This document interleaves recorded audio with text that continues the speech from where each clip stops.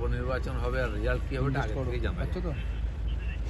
তো এই সরকার আসার পর থেকে আমরা এটাই দেখছি, একটার পর রেজাল্ট হয় আর 70, 80, 90% ভোট ওই সরকারি পার্টি পেয়ে যায়। তো সেজন্য এর নতুন কিছু চিন্তা ছিল না। একটা সিট আমাদের ছিল মাদারিহাট, যেটা সেটা আমরা লড়াই দিয়েছি, আশা ছিল যে একটু ভালো রেজাল্ট হবে, সেটা হয়নি। আগে 4টে সিট আমরা হারলাম, সেখানে আমাদের জেতা সিট ছিল, সেখানে অনেক বেশি ফারাক ছিল। এইভাবেই ভোট হয়, এখানে ভোট করানো হয়। সরকার, তার পুলিশ, তার প্রশাসন, গুন্ডা লোকে ভয়ে ভোট দিতে যায় না। সীতাইতে আমি গেছিলাম, ওরা বলছিল ভোট দিতে পারবো তো, আমরা বেরোবো কি না, তো এই ধরনের প্রশ্ন থাকে বলে একতরফা ভোট হয়। তো সেখানে অন্য কিছু আশা করা যায় না। আমাকে টিকিট অন্য জায়গায় দেওয়া হয়েছে, ওনাকে টিকিট দেওয়া হয়নি, মন্ত্রী ছিলেন। তো স্বাভাবিক মনে সবার কিছু ক্ষোভ বিক্ষোভ থাকেই, কিন্তু যে পার্টির নেতা বানিয়েছে সেই পার্টির স্বার্থ তো সর্বোপরি।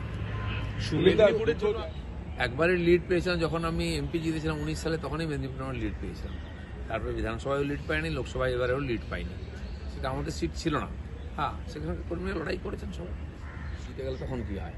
মহারাষ্ট্রে এরকম ল্যান্ডস্লাইড জিতে যেতে এটা কি বলবেন? তো জিতে গেছেন, তখন তো বলার সুযোগ আছে, বলে নিন। মহারাষ্ট্র তাদেরকে বড় ভাইয়ের গুরুত্ব দিয়েছিলাম, একসঙ্গে তাদের মুখ্যমন্ত্রী ছিল, তো তাদের সঙ্গে পরবর্তীকালে আলাদা লড়লাম আমরা।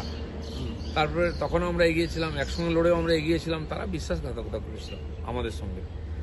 তো যাদের সঙ্গে শত্রুতা করে যে জন্ম থেকে তাদের সঙ্গে হাত মিলিয়ে কেবল ক্ষমতার জন্য চলে গেছিল, তো স্বাভাবিকভাবে আমাদের পার্টিরও মনে করেছে যে মানুষ যেটা চেয়েছিলেন সেটা হয়নি, মানুষের ইচ্ছাকে আমরা পুরো করেছিলাম, তাই শিবসেনা দুখণ্ড হয়ে আমাদের সঙ্গে এসেছিল।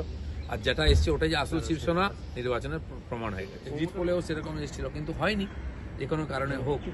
নিশ্চয়ই সেখানকার লোকেরা ভাববেন যে কি কারণে কোথায় সমস্যা আছে। আচ্ছা, পার্টিটা যদি না থাকে কোথায় লাগবে লোকে? সোশ্যাল মিডিয়াতেই আছে।